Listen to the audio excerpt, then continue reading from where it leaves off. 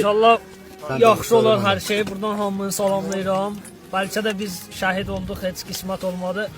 Amma inşallah bizim gələcək nəsillərimiz gəlib bu yerlərdə oturub rahat istirahət eləyəndə bizə bir Allah rəhmət eləsin deyərlər. Hamını öpürəm, inşallah yaxşılar, hamımız buradan sağ-salamat qayıdarıq.